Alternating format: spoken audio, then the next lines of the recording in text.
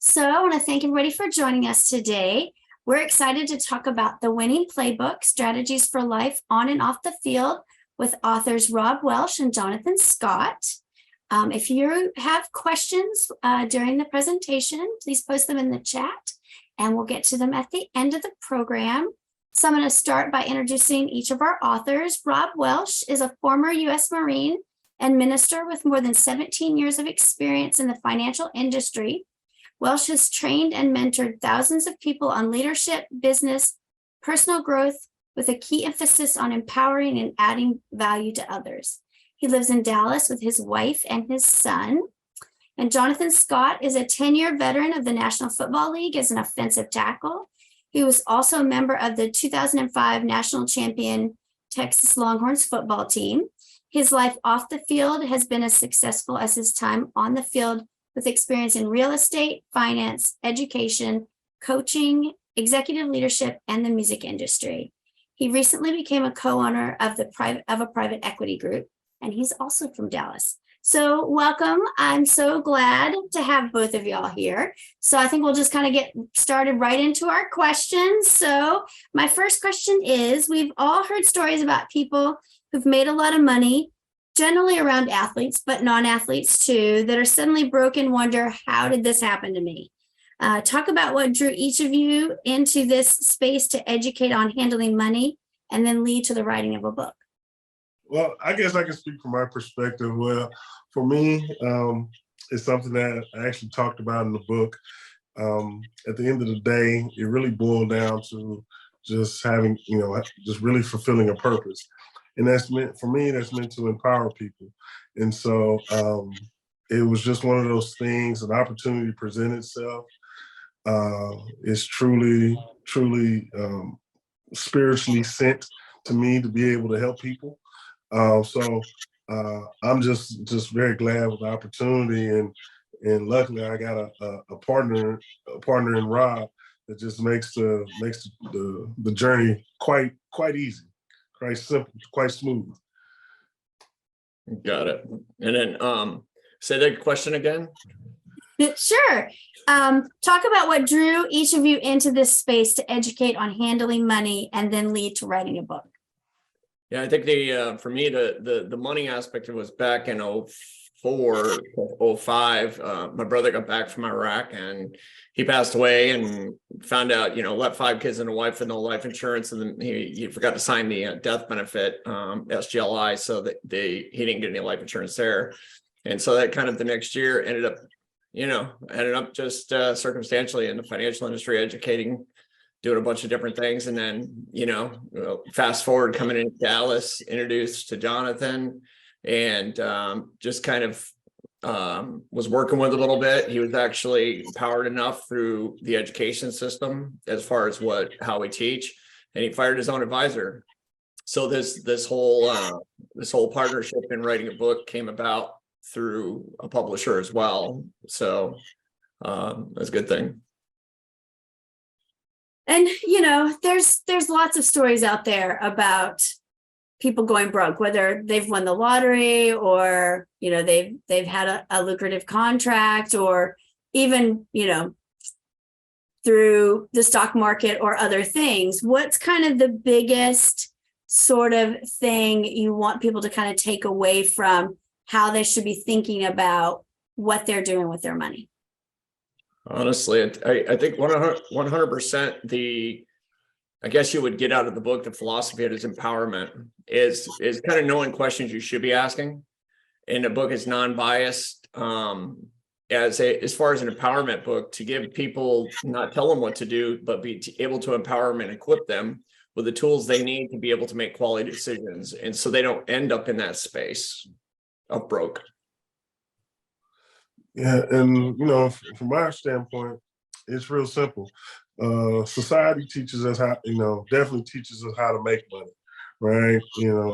Whether it's go to school, get a job, work a trade, whatever it may be.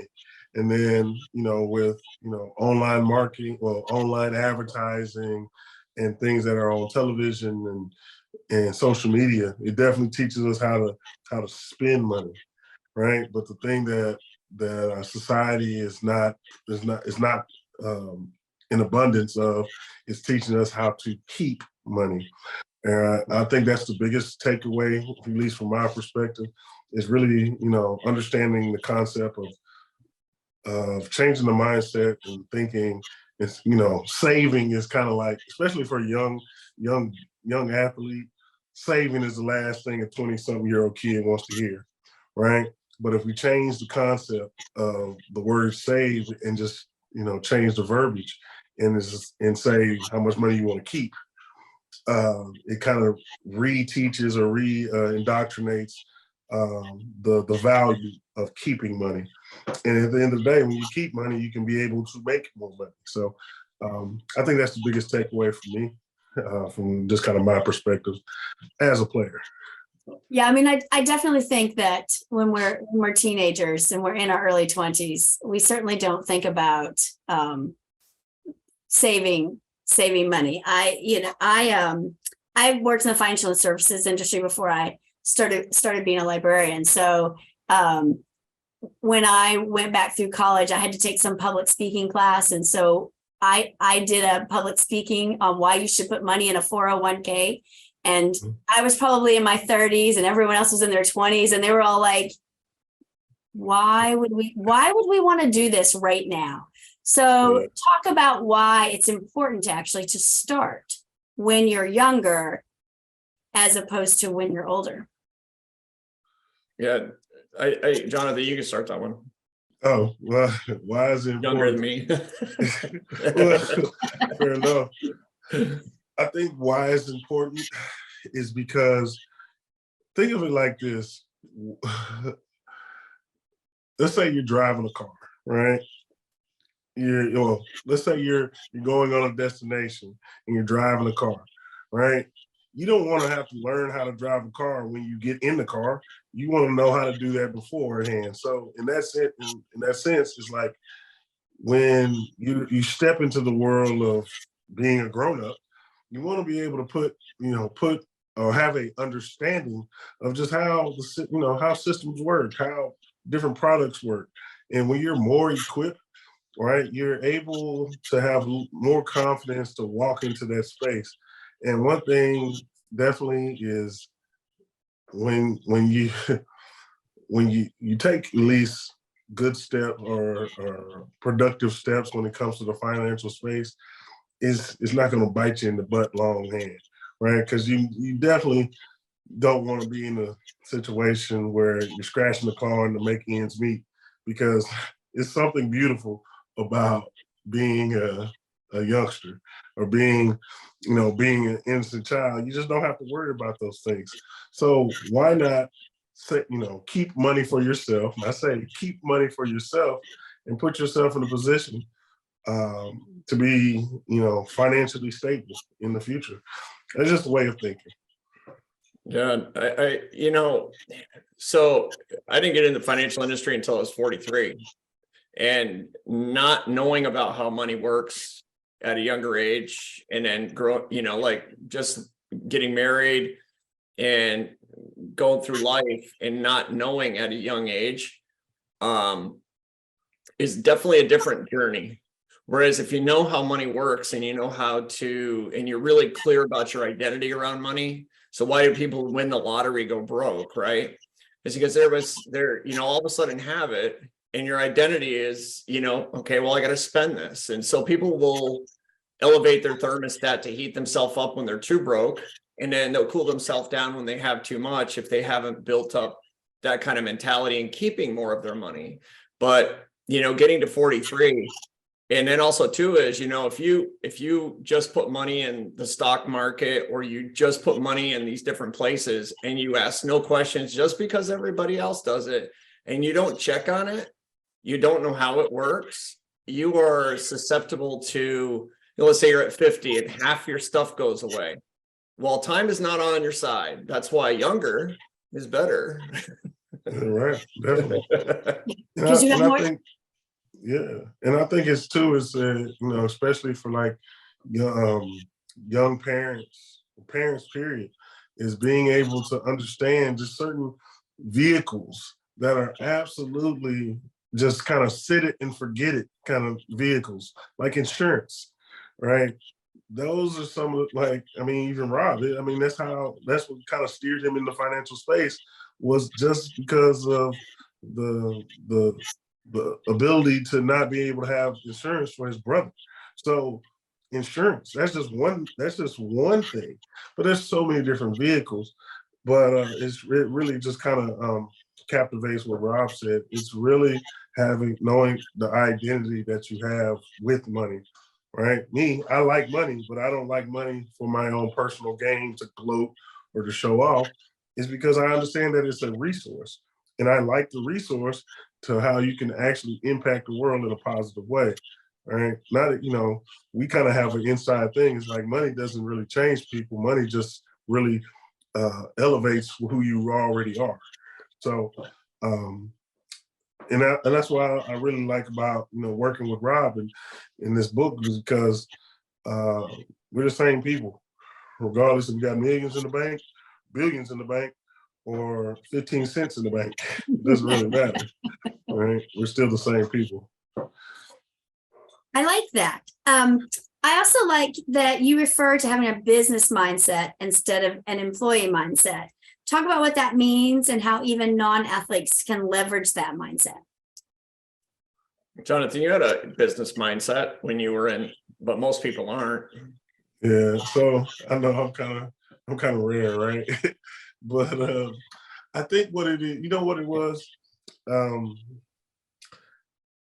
It was really subconsciously put in my head from my father.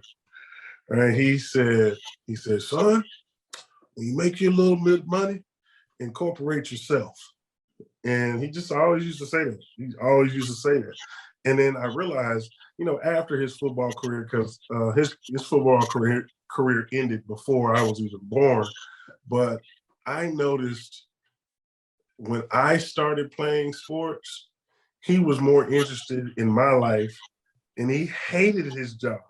He was looking at ways to leave job and come to my practices, right? And so that made me realize is that, there was a certain lack of value that that was displayed with his other job. And so I think he was just really trying to say, it's like, if you're really passionate about something, do it yourself. And then I started just really like I said, subconsciously buying into it. Is like, hey, if you really want to be able to have some type of joy, do things that you love, right? I was employed for what, 10 years in the NFL. I know what it's like to be an employee, because it's kind of sidebar. If I'm making a few $1 million, how much do you think the owners are making? So, that's the business. Nothing wrong with it. There's nothing wrong with being an employee. Absolutely not. I think you can learn a lot of skill sets. It's literally, being an employee actually helps you get the cheat code so you can be able to run your own business, because you kind of know all the hiccups and things of that nature. So being an employee is not a negative connotation. It's just, no, for me and my spirit, I want to be in a position to really elevate others, right? Because at the end of the day, look at Warren Buffett. He was an entrepreneur. Look at Jeff Bezos. He's an entrepreneur. The list goes on. So that's just kind of where it kind of falls for me. I just like being able to, create things, whether it's businesses, strategies, all things business, Yeah, a business mindset, no matter what you're doing, I think it early on had, especially everybody's frustrated. You get a W-2 as an employee, and you're actually working for the one who's fulfilling their dreams, unfortunately, right? It's and it's okay, but it's not the end. There's a lot of loyalty that goes upward, but there's no loyalty that goes downward. We're seeing again where all these layoffs are happening, and I've seen it's over and over again, right? and then, fighting for scraps, and then your tax situation is even worse. And, being in, especially sports, thinking of it as a business, but also too is in life. Every dollar, so people spend money to survive. They spend money for comfort, but they don't really spend money to get assets or invest before that comfort. So there's not a delayed gratification. Then there's also the consumers that are out there, and that's neat. They drive spending, right? Then there are also producers and the ones that open those businesses and such. Then there are the banks, and the banks are the king, right? And so thinking as such and becoming a bank for yourself in certain ways and buying back your own debt. I mean, there's other material out there on this subject, but the business, there's other tax deductions. There's so many things that you can do and beyond. And we address a lot of that. I just got asked, there's a pastor that's local, and he got the book, and he finally started reading. He goes, chapter 4, business mindset. I thought I had a business mindset, and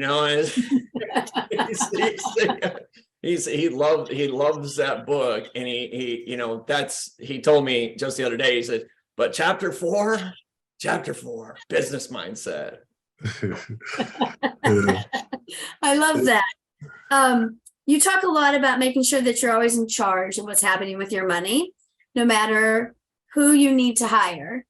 And I think this is really important, that an important point that many people don't consider, even when they're working with someone that's planning to plan their retirement, or your person who's helping you with your taxes, or if you're a small business, the person that you hire to do your books. I can say, as somebody who works, I did fraud investigations for a couple of the big banks for several years, and lots of small businesses get robbed blind by the people that they hire to do their accounting.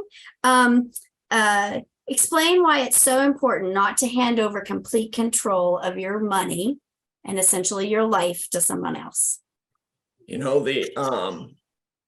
To just hand over your money. I mean, well, let's give a good example, right? You go to your job, you signed up for your new job, you go for HR, get your paperwork for health insurance, maybe your 401k, and then, kind of look at what you signed and everything. And here's this HR person who isn't licensed securities industry. They hand you a 401k paper that's filled a bucket full of mutual funds, and there's no prospectuses right behind it. And you have no clue actually what 12B1 fees or anything related to any of these type of things. And then, and maybe not even know how this stuff works. Not a sophisticated investor, maybe, right? Maybe you are. But the reality is to hand over that to an unlicensed securities professional in the industry to not explain how that stuff works. And also too is, the book really addresses just education. Like if you're going to just hand over your money, you may want to ask certain questions. And if they're not educating on how this stuff actually works, because a financial advisor, people are needing people to help them. They really do, right? But I think some of that injustice goes around the fact that you have a fee-based person, you hand them they will spin off whatever type graphs, charts. Take a look at your profile, what's your risk tolerance, what's your, when do you want to retire, what are your goals, and all of that, which they should. And then they're gonna plot out a course and help you get there, right? And then you drop it into buckets of mutual funds, stocks, and they don't manage that. It sits there. And if you execute a trade, you say today, let's say tomorrow at 1 p.m., you say, oh my gosh, the market's crashing today. Call them up. They can't do anything about it. They can execute it. Doesn't happen till the end of the day. And it's just this unfortunate circumstance, but also too is to not check on it. And I don't know how many people don't open their envelopes or don't open their emails. They never check on balances. The next thing you know, I lost 10,000. And how long did it take to save that, right? Same thing with anything. Inspect what you expect. If you're gonna, you have people, athletes it's probably the worst, the news that you hear all the time. People, they don't know who to trust, so maybe they trust their agent. Their agent just says, hey, you should work with these people, these people, these people. When you don't know if that agent's a good agent, a bad agent. But I'll leave it at that and let Jonathan kind of continue from there. Yeah, I mean, it's really that one piece that he said, inspect what you expect.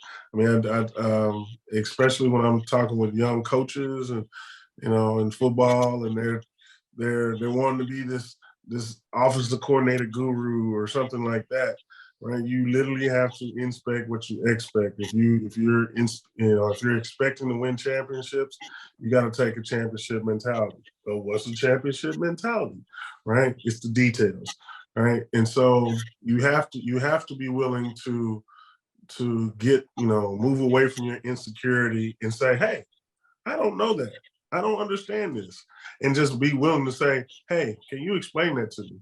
Give me, being that XYZ, you're the expert. Explain it to me, right? And be able to have confidence to knowing that, hey, I don't know this subject, right? Because it takes growth, it takes repetition, right? It takes the details. And what happens is, kind of what Rob said earlier, beginning of the interview, is like, because Rob actually gave me something to say, hey, this is what it is, it made me realize, I'm like, man, there's so much information that I was not given from my financial advisor. So I said, you know what? I started feeling confident and didn't have any more insecurity. And I was like, yeah, you know what? We can go different directions. We're good, right? It's because at the end of the day, now I know what questions to ask. One thing that I can always, a simple question to ask is, where's my money going? How does it work? Can you explain it to me? Right? Because if you're a doctor, you should be able to answer those questions. If you're a CPA, you should be able to answer those questions. And that's the thing about this book, is just really teaching or empowering people of what questions to ask, because you're not going to know everything. And I'm still learning a lot of stuff, but I have a lot of confidence knowing that I can find the answer. And so what is your advice to people who they don't know what questions to ask, and they don't know if the answers that they're even getting to those questions is correct? That's a great question. Chapter 7, chapter 8, chapter. I'm not kidding, right? I mean, it is literally, we share what questions you should be asking, because a lot of people don't know. So we realize that, and we said, here's the questions, like, here's what to look for, here's what you should be asking, and then here's why. But literally, if you don't know, here's the thing. You could ask a question that you may know, but they're going to give you an answer. You can always look it up too. And again, inspect what you expect. If you're going to take your hard-earned money, for instance, right? Or you're going to hand over your business and to an accounting firm or a tax firm, and tax firm comes back and they give you this, let's say, called a bill that you're going to pay this thing called the IRS, and it's quite high, then, well, that's the best we can do. Why is it the best you can do, right? And you may want to evaluate, because CPAs don't know everything, and EAs, enrolled agents, know everything. Tax attorneys, trust attorneys, collaboratively, man, to be amazing powerhouse, right? They'd be like a transformer. But the reality is, if you just take for what somebody says, and that's really what happens. Imagine just to go into the HR, they want to sign up for a 401k. You say, well, can you explain what the choices are? May know. Can you explain how this works, and what am I investing into? Well, you can look it up online, or what are 12B1 fees? It's probably safe to say the HR person probably doesn't know that answer either. Nope, they don't. At least that wasn't my experience when I played. It was more like, sign this, and the deadline is by the end of next week. That's the information that I got. But kind of to add on to what Rob is saying, inspecting what you expect is definitely the standard. Part of the process is to trust but verify. And that's the biggest thing. Is like people that are watching this, you can take my word for it. I want you to go verify, right? We want you to go verify these different things. We talk about specific products, things that dealing with, IRS and taxes and insurance, things of that nature. One thing I always say is trust but verify. One thing that we say is trust but verify. And that's part of the growth process of actually having, building that confidence, knowing you can be able to step into that financial space because, let's be honest, it's like, we tend to like kind of push the finance thing to someone else because it comes off as very daunting. That's the beauty of this book. I mean, it's like 120 something pages, 28 pages of material. We make it simple, stupid. Like, it's real simple. You make money, you spend money, you save money. Not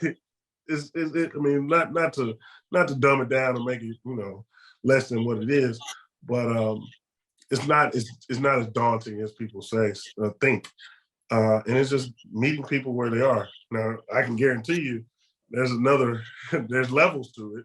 There's definitely levels to it. But at the end of the day, understanding the basics that'll help you, go the direction you want to, whether it's you just want to be able to build legacy for your family or build, entrepreneurship or, want to get into teaching, whatever it may be. It's a good stepping stone. Yeah. Also too is, if you think about this, right, people, they advertise from banks and, great rate, 0.1, 0.01, or CDs at 3%. I met a guy the other day. He's like all excited. He's getting like 3%, right? And I was like, well, do you know how long it will take for your money to double? He goes, no. Go to the bank and ask your teller. Well, how long will it take to double, right? I mean, because they'll try to sell you accounts and too, right? So the reality is the rule of 72 is in the book, but it's whatever they're going to give you percentage wise divided into 72. And you got a 1%, you're at 72 years. So you're 30. So that means in 72 years, you're 102. So you can get your money to double. Whoa. I mean, it's a great, great thing to think about, right? Mm-hmm. Yes. Yeah. And something we're certainly not talking about young enough to understand why it doesn't just come, right? You have to decide how much risk you want to put out there and to figure out where you want to be in 10 years, 15 years, right? Yeah. Yeah. That's why the first chapter is all about a paycheck. What is a paycheck, right? I mean, that's why it was built. The first half of the book is really for, it's younger youth, but it's also got some dynamics towards, adults too. So let's talk about some of the, we've had there's been lots of press about all these different Ponzi schemes recently and crypto. Let's talk about why you should be cautious about jumping into the next latest craze and why you should do your research before you do that. You want to start, Jonathan? Well, I mean, it's real simple. Now we're getting into level 2. One thing I can say, I'm not going to advise anyone on what they should do with their money. They should just be aware of how it works, right? One thing that I can definitely say has been from my experience, currency is something that man makes. Money is something that God makes. So what do I mean by that? It's more of a spiritual thing, right? A certain fiat currency, it can change with the market, it can change with the mood of the world, right? So cryptocurrency is in that same category. So my whole thing is that regardless if you're getting the stocks, you're getting into bonds, you're getting into real estate investing, whether you're getting into insurance, whatever, right? Whatever you want to, put your income or your money or currency into, it's best to understand the good, the bad, the indifferent of that industry. Because if you go into any type of process and you're having this certain expectation, but you don't understand how it works, you're going to get disappointed, right? I don't care what it is, whether it's Forex, whether it's crypto, whether it's flipping houses, it does not matter. You have to be informed, right? And one thing, one of the biggest things that I would suggest people do is cross-reference that information, right? Get the information from whoever is the expert. Then cross-reference that information with someone else and see if you get the same information. If you get a contradiction, then you need to do more research and find out what the truth is. One thing I learned from my pastor, there's three sides to the coin. Is this truth, their truth, and the real truth is the side of the coin. So you definitely have to dig deep. If you really want to know what's the best option for you, it's your tolerance. All right. I know people right now that are killing it in Forex. I know people right now that are losing their behind in Forex. I know people right now that are winning in crypto. And I know people that are getting their butt killed in crypto. So it's about being informed, understanding all the nuances of that business, of that space, and be real with yourself, right? You can't take big, if we're talking crypto or Forex, you can't just take big leverages and try to, go for the home run. No, you have to pace yourself. You got to understand it takes incremental steps. Tom Brady did not become Tom Brady in one day or in one season. Michael Jordan, it didn't take, you get what I'm saying? Like, No, absolutely. Yeah. Greatness takes time. Yeah. And patience. Yeah, I think, they have to. Jonathan spoke pretty much. I don't think I can add anything to that, because that is it's very, very true. I mean, everything that Jonathan just said is 100% true. But again, unless you really know what your goals are and where you're trying to get to, and instead of just doing something and jumping into something that's new, Sexy, yeah. experimental maybe, then don't necessarily do it. You definitely should have, there's some fundamentals that you should have in place before even doing things, right? And that would be, definitely have your emergency fund set up for 3 to 6 months. And if you have a family, or you're going to have a family even, you should make sure your estate's set up, have life insurance. You should be in a position where you have the ability to go out and do stuff, but you should be thinking about acquiring assets that do appreciate and not depreciate. Shouldn't be spending a bunch of money on depreciating assets. And I mean, there's so much great material out there. Rich Dad, Poor Dad, Kiyosaki does an amazing job. I mean, I don't know how many people I've heard, well, what was the book that just really hit home run for you when, before, and they were talking about Rich Dad, Poor Dad. That was a cash flow quadrant, right? That Kiyosaki's done an amazing job. All right. So you talk about the importance of using SMART goals, which I kind of enjoy that you use a lot of these business terms in here, right? So SMART goals, something I think all of us who are employees have certainly heard when we're getting an evaluation or we're working on, large scale, even small scale projects in our jobs. Talk about what SMART goals mean and how you incorporate them into your financial life. When you deal with SMART goals, and this is like one of the first ways I learned developing goals, right? That I think Jonathan added it in his part of the chapter is that it's a very, very simplistic way to understand how to not only set goals, but also to meet those goals. It's actually a system. And one of the things for years that I've taught and I've done myself in relationship to it, one of the first ways I've ever learned on setting goals and achieving goals was SMART. Yeah. So, yeah, I'm sorry. But one of the things, what it really boils down when you're dealing with SMART, you're talking about SMART goals, is that it's being authentic with yourself, right? I mean, it's just that you got to be specific, right? Is this something that, like that can be obtained? And I'm not saying that like, you know, I'm not saying whatever dreams you have, some dreams are impossible. What I'm saying is that, you know, is it measurable to the point to where like I can do that with this plan, right? It's like if I want to have the largest shoe company in the world, why am I selling lipstick? Like I don't understand it. Like it's got to be measurable. It's got to make sense, right? And then on top of that, it being achievable, right? If your plan is to do this in a certain time period, is that achievable, right? In a certain market, is that achievable? And it kind of comes back to the whole realistic thing. Is this realistic? Is there a market for it?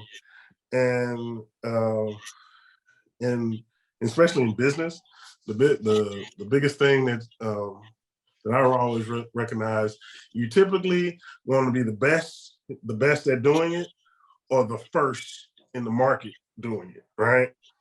Blockbuster was the first at the market of doing it, but Netflix did it better. And you see what happened with that. Mm-hmm. So it's the truth about like having SMART goals is just really understanding where you are and where you're trying to go. All right. And so like one of my personal development coaches always talks about that, is that it's kind of like a GPS. The GPS can't get you to your final destination unless it knows where you are currently, right? And so, and that's the biggest thing, is that that's the beauty of having a goal.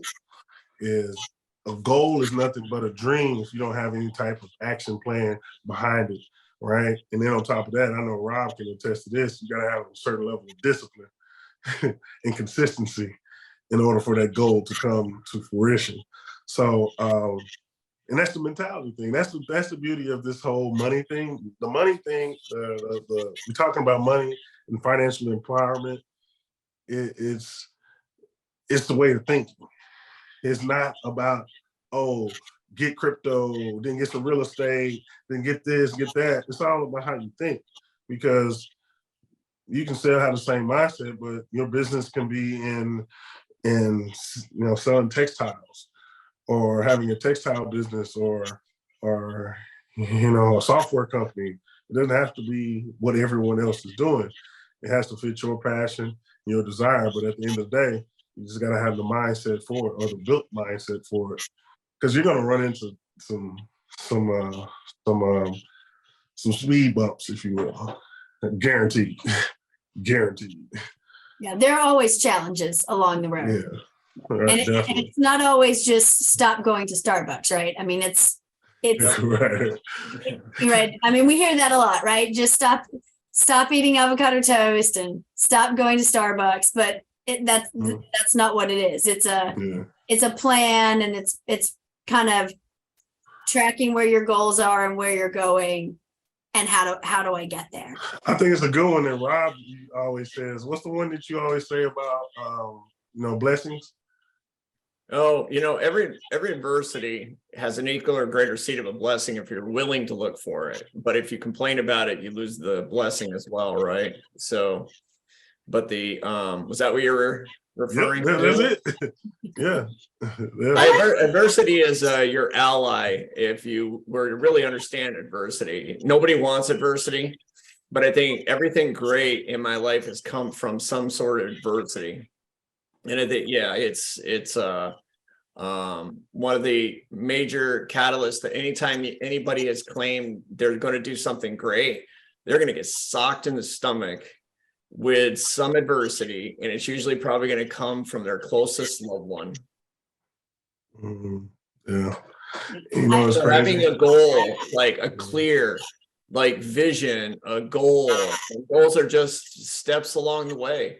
Don't compare yourself to others. And I can tell you that the journey, John Maxwell is great, right? One of the first leadership books I read long time ago. Man, the success is a journey, right?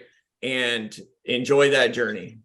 The good, the bad, the ugly, it happens. And every failure is a step towards something amazing. Everything that's happened in the last 5 years with adversity in business has allowed us to supersede anything in what we could have even thought or asked at that period of time. So those amazing things happened 2 years ago, 3, 4 years ago, we wouldn't be in a position where we are today either. So yeah, it's kind of always learning how to take what's come at you and how do you move that to move you forward and into better things. But it also, with the right people on your team and in your court next to you and guarding your associations, but really surrounding yourself with the right people is absolutely critical, that you have support around you. And a lot of people have toxic relationships still in their lives. And, a lot of people are still the same version of themselves that were 20 years ago. They have to upgrade, right? And so I tell my wife, because, we've been married, 36 years now. She'll say something. I said, no, I'm version 6.0, and so I just turned 60. I was like, I'm not 3.0 anymore. That was a different version. I don't know. That's archaic. They got one up from the archives. Right. I love that. Well, I have one more question. And before I ask that, I want to open it up for audience questions. So if you have questions, please put them in the chat. So is there anything about the book or other financial strategies that we haven't discussed that you'd like to mention? I would say that in relationship to the book, here's the thing, we're talking a lot about ourselves and stuff like that as well, but we are in this book. I mean, it took a year plus to write this book between the two of us. I think the first editor hated us. It took over 3 years to get this published, right? And then when Simon & Schuster came in and contracted with Indigo River, the publisher, and they saw what the book's potential really could be, that editor came in, and just to give people the peace of mind that if they pick up this book, that it's not going to be too complicated or not being understood. She came in and she wanted to and she asked permission. Can I send, there's going to be a lot of edits because I don't understand some stuff. So she actually was probably one of the best blessings out of it, that she came in and she came in and asked us questions about what we meant by certain things. And she helped to reword things that made it more in a layman's term type of format in this entire books and the entirety of it. And it was amazing. The book is in relationship to strategies. I won't give all of it, but I can tell you that it's not about how much money you make. It really is about how much money you keep, and to have some dynamic solutions to be able to, that aren't really talked about. They're out there, but to be able to keep more of your money and learn ways to be able to do that, this book addresses that. It addresses how to keep more of it. And also too, is a big component is that if imagine your money today was working for you and you didn't have to show up. That's a big thing that money should be doing for people. I wish I would have known everything that was in this book back when I was young. Because had I been that right person back then, and I would have listened, but we wrote it in a context that was easy to understand, that a young person could pick this thing up, but also too is it wasn't so that it was too simple enough where even, some people who are sophisticated and knew stuff, this book, people take it page by page, chapter by chapter at one point during when they get the financial section, especially. Then we got context in business and the right team. Cause I was CEO at one point, and, I had a lot of people working under me. And besides me, I had a lot of brokers through the US and I mean, in the thousands, right? Responsible for them and helping goals and stuff. But being able to look at business, even if somebody's self-employed or they have a business, to be able to look beyond just the paycheck and be able to look at it as though that this could be an empire. Or how do you do that? Who should be in business with you, right? The E-Myth by Michael Gerber is probably one of the most transformational thought process books in business. And the E-Myth Revisited was probably one of the catalysts for that. But I literally, when you shift your mindset and you start to think bigger on actually what is it that you want and how to be happy. I remember for years, really successful in California, doing well. Now I'm really happy. It's always going. But then I had to sit back, take a step back. And it wasn't until about 2015 that I took a step back and I said, what is it that I really want? You've been beaten down your whole life. You're moving and grooving. You're an entrepreneur, haven't worked for anybody a long time. Your wife's beating you up at one point. Now you're successful and not beating you up anymore. You're traveling, doing it. But what do you really want? And getting crystal clear on exactly what you really want, and then be able to put a plan around it. But the one thing I realized along the route, which we talk about in this book, the paths to be able to identify not only you and really who are you, but also those will be attracted in your life. And you don't need everybody. The right people. And when I created a clear cut goal picture, moved to Dallas, I said, we're gonna be $100 million company in the next 3 years. And I had a kind of an idea what that was going to happen. But the reality is that all of a sudden the right people started to come around me that I really needed in my life, that if that was going to happen, these people needed to be here, right? Now you look at us, we significantly bigger than that as a company, but we're all stayed grounded in personal development and always working on yourself and being the best version of you and constantly growing that. You can't out-earn your self-esteem. And the book, taps into the financial, the tax strategies, the stuff they don't want to tell you about. The book really dives into the mindset around that and the tools and the game plan, what I would say, on how to do that. And the best way I heard this book defined was that my experience with Jonathan's practical application behind it was just ideal, right? The book's original title, and it's not just a sports book, it got changed up, right? It was originally the Winning Playbook. It's got top secret across the top, and it says, the subtitle says, what they don't want future and current athletes to know. Because we were literally going to share it with everybody and open up and pull back the veil and really not keep people so they wouldn't be left in the dark, because unless you got really good caring people that everyone's trying to hold everything close to their vest, right? But the reality is coming in on a non-biased approach with all the content in a very short, simplistic version of 142 pages back to front with probably 128 pages of meat. But it was also, there's workshops within each chapter probably. But I'll tell you, I've had so many people tell me they get into, especially the money side, they're taking that chapter on a bite by bite pieces, because it's not light. And also too, is if you have a house, I'll tell you one of the biggest things right now, one of the biggest strategies I will share with you, your house has equity right now.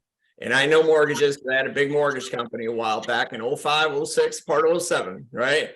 And in San Jose, we were probably doing about 1,000 refinances every month, non-neg, and 750,000 minimum probably. That was the average, right? So you can imagine if you're no mortgages.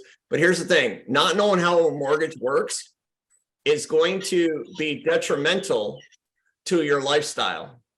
And putting a bunch of money in your house and going on a shorter term note that you're probably not even going to stay there, and having all this money in the house that can evaporate, and paying extra principal.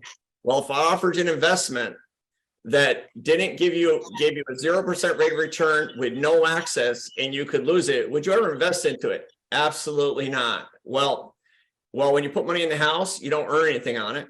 You don't have access to it, and it can go away, but equity is going to go up either way. So being able to use that, and also too, is it's called debt leveraging.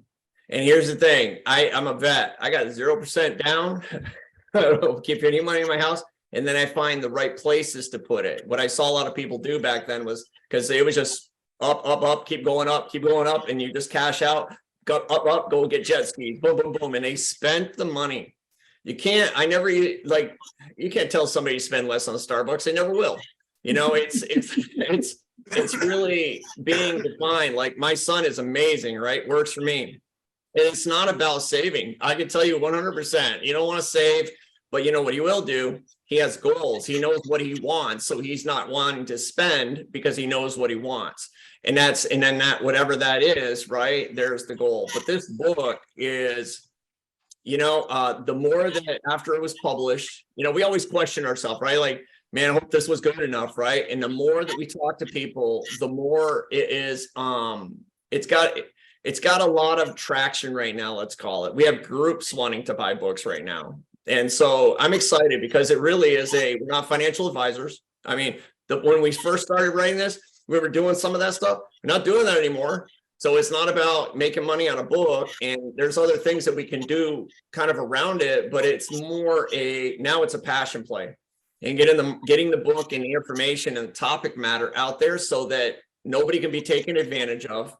And whether it's an athlete or whether it's just the individual or the parent, the only chapter that is affiliated with sports and left there was a chapter on how to pick an agent. So I'll tell you what, the parents don't know typically, and it's a parasitic community. And guess what? What questions should you be asking? At least Steinberg and Chris Cabot contributed to that book. And then Jonathan put some questions in there as well. But it was an empowerment book with strategy and topic, but the mortgage is a big deal, and how to use certain instruments, maybe if it is life insurance, how to use them for a tax advantage and liability purpose and creating an immediate estate. Anything you want to add, Jonathan? Biggest thing to add. Go out and get the book. It's the best thing smoking. All right. Well, that's actually a great segue. We don't have any audience questions, but where can you get the book? So you can actually pick up copies of this book at our local independent bookstore here in Fort Worth, The Dock. And this is their contact information. You can order online or you can order in the store. Unfortunately, we had to move to virtual tonight because of the weather, but she was going to be in person to sell books. So she has books in the store ready for people to buy. And thank you so much, Jonathan and Rob, for your time tonight. This has been really great. I really enjoyed it, and I hope you guys have a nice evening. Hey, stay warm if you're in the DFW area. Stay warm. Yes. Thank you all very much. Have a great evening. Thank you. All right. Bye. Thank you.